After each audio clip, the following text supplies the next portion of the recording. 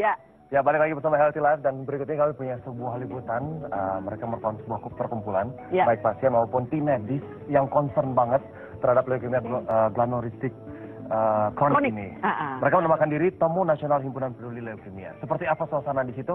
Kita lihat liputannya. Leukemia menjadi penyakit yang mematikan.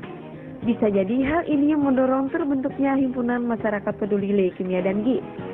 Himpunan ini menjadi suatu wadah bagi pasien leukemia, khususnya leukemia granulocytic kronik dan gastrointestinal stromal tumor.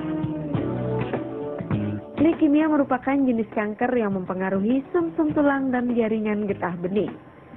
Sebagian besar pasien leukemia menjalani kemoterapi, yakni jenis pengobatan yang menggunakan obat-obatan untuk membunuh sel leukemia.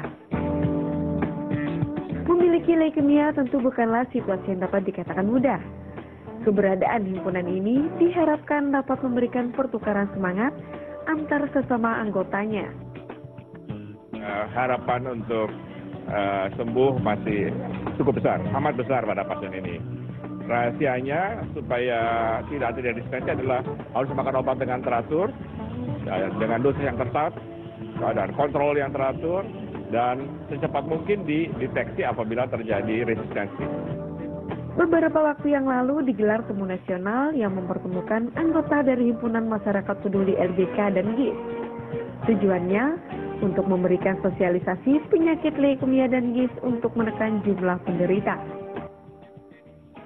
Temukangan ini dihadiri oleh sejumlah pasien, dokter, Novartis, dan anggota Yayasan Kanker Indonesia. Kita memang sudah sejak tahun 2003 ini memberikan santunan melalui dari PT Novartis itu obat-obatan untuk penderita. Lalu disalurkannya melalui Yayasan Kanker di wilayah Provinsi DKI Jakarta. Dan tentunya kita juga memonitor ya kondisi dari pasien tersebut karena kita mengirimkan langsung ke daerah-daerah juga. Jadi bukan hanya di Jakarta saja, ada beberapa daerah yang memang menjadi pasien dari yang kita berikan obat-obatan tersebut. Dan dari pemerintah Provinsi DKI Jakartanya sendiri bahkan dengan pusat itu tentunya memberikan untuk bebas biaya.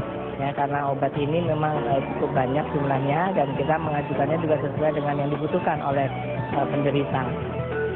Dengan mengusung tema Jangan Menyerah Pasien Leukemia dan GIS Indonesia, ini diharapkan dapat memberikan kontribusi nyata pada perkembangan dunia kesehatan di Indonesia.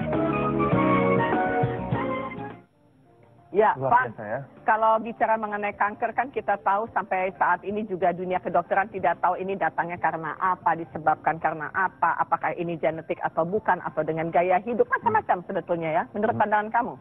Kalau saya lihat sih, dari nama aja kalau saya contohnya topik kita hari ini adalah leukemia. Baru denger aja udah aduh.